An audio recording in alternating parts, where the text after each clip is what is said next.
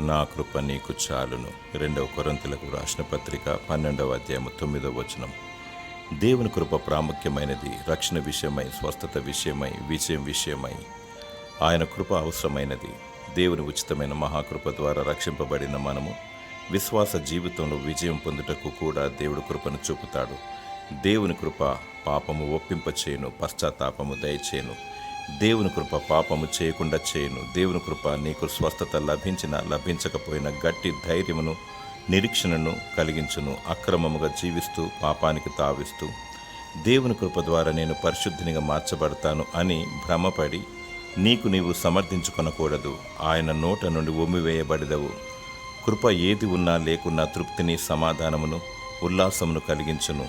నీతిగా జీవించు. దేవుని కృప నిత్యము నీకు తోడయుండునుగాక. ఆమేన్.